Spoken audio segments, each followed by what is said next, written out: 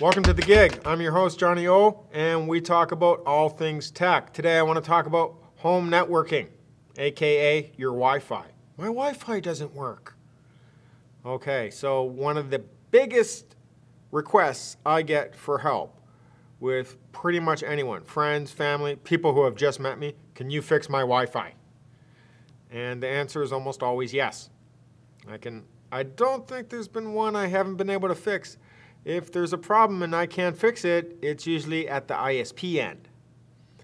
Now, normally what I'll do is I'll go into a house, I'll make sure they'll have an updated Wi-Fi unit, this sort of thing. Their BIOS on the Wi-Fi is updated, and then I'll go around to the computers and I'll make sure they're connecting properly. I'll even connect their printers. Okay? Unless they're Mac users, then I'll maybe, if I like them, I'll mess with their Wi-Fi, get it online, then I'll just leave it. One thing I won't do is I won't sit there and try and troubleshoot a Mac. I had a bad experience with this in 1998. Because in 1998, it was pre-OS X, and Mac was particularly horrible. And broadband was just coming out. It was really difficult to get a Mac on broadband because they only wanted to connect from dial-up through the operating system. For whatever reason, I don't care why, and I never touched a Mac again. I mean, it wasn't even my Mac. It was a friend of a friend's Mac, and I was just trying to help a guy out who just got broadband, and he couldn't use broadband with his Mac, pre-OS X. But right when broadband started coming out, that's when these Wi-Fi, a few years later, that's when Wi-Fi started coming out. Now, for Wi-Fi units, you'll get 2 units from your ISP. You'll get 1 unit, but you need 2 units. Some of the units or the access points or gateways, your ISP will always give you a gateway. And the gateways, some of them will have a Wi-Fi built into them, and that's fine if you want to use that. But I'll always use my own Wi-Fi access point, which is either a Linksys, a D-Link, TP-Link, Netgear, or ASUS. Those are the 5 top. Now, for me, the ones I like particularly, I like Linksys, and better than Linksys, I like Netgear. I don't know why. I've never had a problem with them. For years, they were the best Wi-Fi units or home access units. Now, I want to explain a little bit about Wi-Fi. Wi-Fi is an acronym for wireless fidelity. It runs at 2.5 hertz, or 2.5 hertz, 2.5 gigahertz, or 5 gigahertz. Cell phones run almost in the same range. They're only one range up from that. Now, the Wi-Fi isn't usually what I have to troubleshoot when I'm at someone's house and their Wi-Fi doesn't work. It's usually their ISP and the settings on their access point that aren't working. So it's actually just the internet connection problem. Okay, it's not usually the Wi-Fi. The Wi-Fi is usually set up, and by default, the Wi-Fi units are set up to work. So immediately you plug it in. If it's online by some, act of God without messing with it, the Wi-Fi will work usually. It's usually set up to work. It won't have any passwords or security features, but it will just work. So it's not usually the Wi-Fi I have to fix.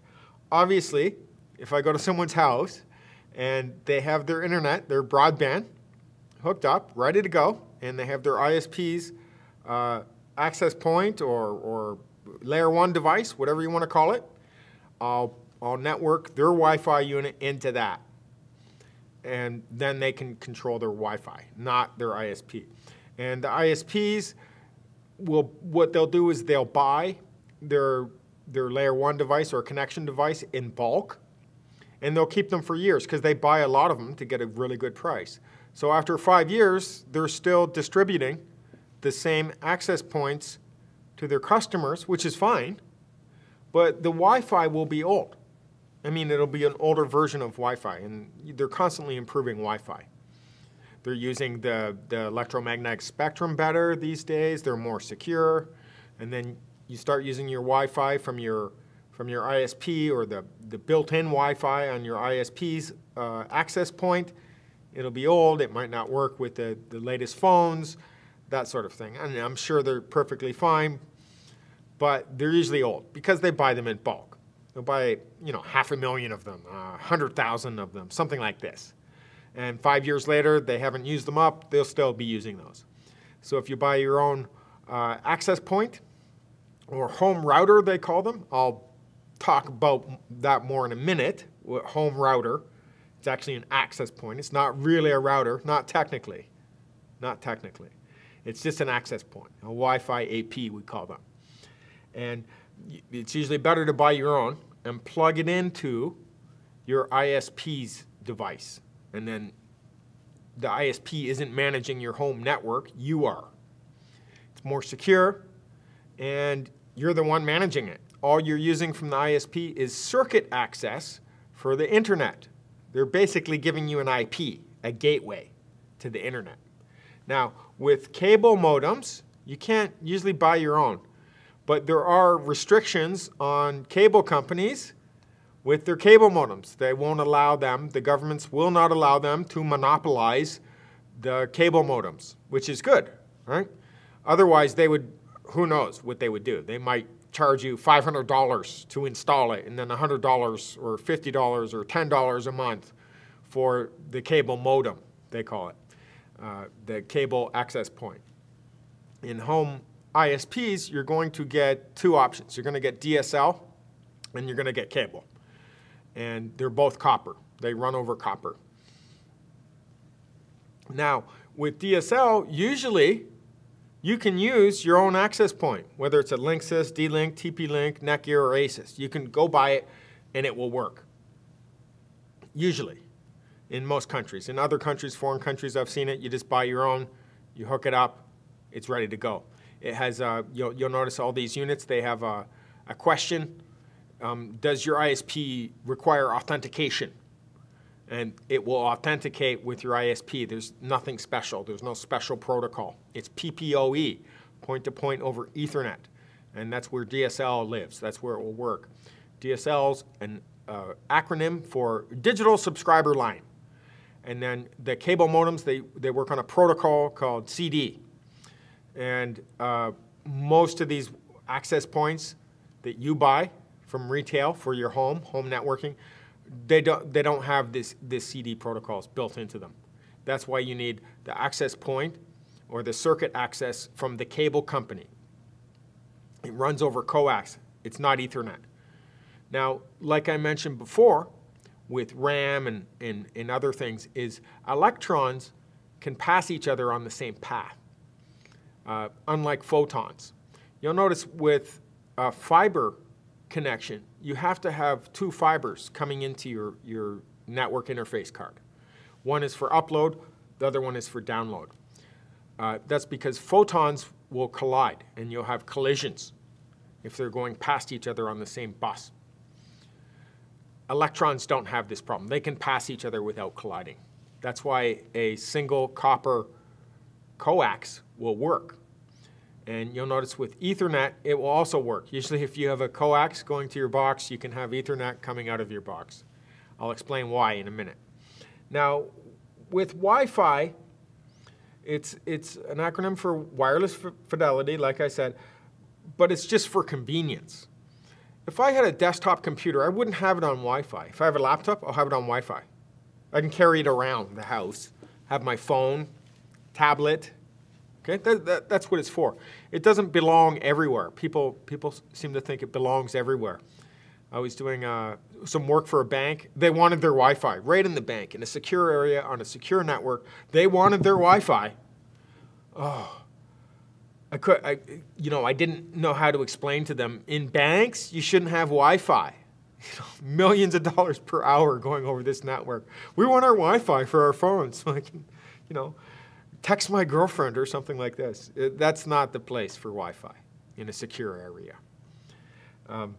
Now, like I said, your ISP, what they give you is they give you circuit access to the internet. They basically give you DNS, domain name service. That's how you can resolve your name. You need a central DNS server. They give you an IP, an external IP. Your home network really only has one IP. and that will change once a week, every 7 days. It might be more than that, but I've never seen a home network that doesn't have a lease for that IP that's more than 7 days. Your ISP will change your IP every 7 days. Who knows? You could release your IP and then get the same one right back. But your IP will change, your external IP. What doesn't change is on your Wi-Fi network, you have internal IPs, which are a different set of IPs. So you have your external IP and you have your internal IP, your LAN IPs. Your Wi-Fi works on your LAN IPs. So when you hook up your phone and it's working, then you go out and you come back and then your phone asks your AP for a new IP or another IP, it'll give them a different IP. So just remember, you have one IP. I know you might have 10 devices in your house, but they're really only running to the internet over the same IP. Now, subnetting. I'm not going to cover that here. Forget subnetting.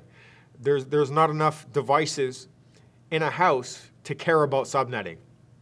Subnetting is used in networking when you have more than 254 nodes on your network. If you don't have over that, you don't need a subnet. Okay. Now, finally, I want to say, what is your Wi-Fi unit? Is it a gateway or is it a router? Well, it's neither. It's really only a gateway. So if you have a DSL internet connection, it's coming into your house, or a cable internet connection is coming into your house. With the DSL, it can probably go to your unit that you bought, whether it's a Linksys or a Netgear or something like this, your own Wi-Fi unit, not really just a Wi-Fi unit.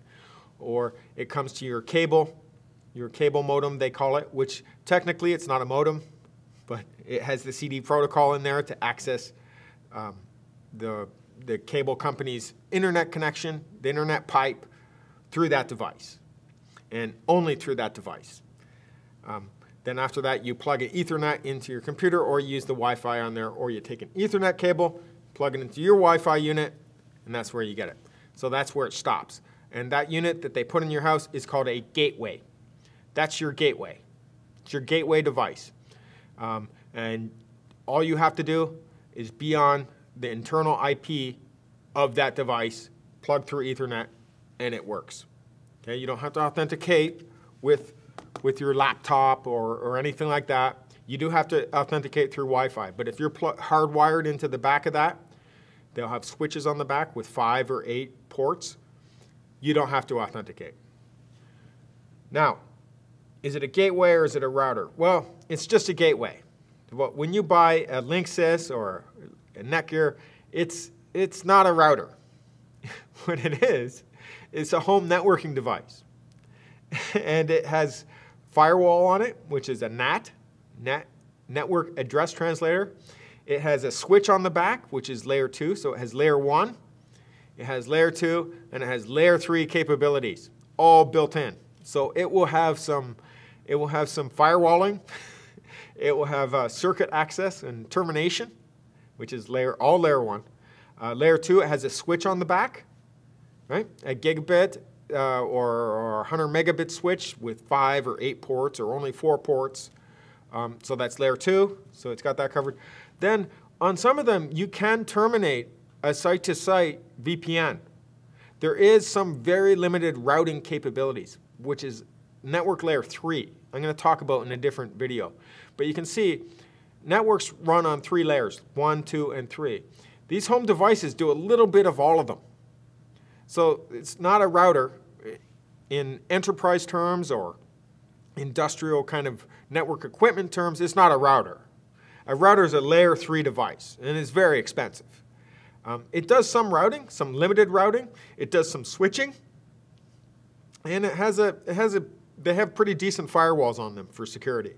So it does layer 1, 2, and 3. It's everything baked into one unit. It gives you termination to the internet, so you can get circuit access to the internet through DSL or cable. It'll give you a Wi-Fi service, which is a layer 2 service. It'll give you Wi-Fi service to your house and all the devices in your house. It'll give you switching if you want to hardline into it. So it does a little bit of everything. I wouldn't call it a router. I'd call it an AP, a Wi-Fi AP, or just an AP. It's your central switch for your home network. And so people often call them routers. My router, it's a Linksys router. It's not a router. I work in enterprise IT and industrial equipment. Those are not routers. They have very limited routing capabilities. I'll talk about that in a different video, but they're not routers, and I don't like calling them routers. It's just they're making it such a generic name. Where in enterprise, a router is a very specific device. It's a core switch, and it's very specific what a router is. So when someone says, my home router doesn't work, you don't have a router in your home. You have a Wi-Fi AP. That's it. Now, on layer 1, that's where you get your access. Okay, that's where you get your access to. They call that the physical layer. That's really what it is. It's a layer 1 device. Has some routing, has some switching, but it's not specific to these things. It's really just a layer 1 device. So it's just an access point, an AP, whether it's over cable or DSL. It's just an AP, an access point. Now, another thing that runs over layer 1 are VPNs. VPNs, I can't say enough good things about them. They're a very good idea for everybody online. They're not very expensive. You do have to pay extra for a good service. But when you access the internet through your ISP, then you turn on a VPN, all your ISP can see is, okay, he's online. Normally, they can read every site that you went to. You connected with this email server. You went to this website, that website. When you turn on your VPN, virtual private network, all it can see is, oh, it went to this gateway on the internet. It went from our gateway to this gateway. That's it. And if it's a VPN gateway, obviously it is, if you're running a VPN, a lot of these companies don't keep their logs for what they do keep the logs. And any big system, industrial system, enterprise system, logs everything. But these guys don't keep the logs for any more than 1 hour. I think one of them, the longest I've heard, they keep their logs for 1 day. So if someone comes, oh, this particular customer that I can't identify because he was encrypted, what websites did he go to? Well, they won't know. There's no law that says they have to keep their logs, and they don't have ISP licenses. Your VPN gateway could be in another country. So you're in the US or you're in Britain, and you connect to a VPN service in Hong Kong or Singapore. I mean, they don't know where you're going. And they shouldn't. It's a privacy thing. I think everyone should have a VPN. They're also encrypted. So your traffic going over your VPN is encrypted. So if someone's packet sniffing you, grabbing your packets, trying to reassemble them, see what's going on, they can't. It's encrypted. It's pretty secure. And so no one can see your footprint. Now, like I said, everything is logged. So the only thing over a VPN that will be logged that you're actually, the times that you're online with the VPN. I really like the idea of a VPN, especially a home VPN. Now, if you have any questions or comments on your home networking, because I know you do, because everyone I talk to wants me to set up their home network, which I don't mind doing. I'm very good at it, very quick. I even know most of the devices that people will buy, like the back of my hand. I've worked on them so many times, so it's a very fast thing for me to do. I'll see you next time. Subscriptions down below, arguments down below, questions, comments. I'll get to your questions, I'll get to your comments if I like them. If I don't, forget it. I'll just ignore you.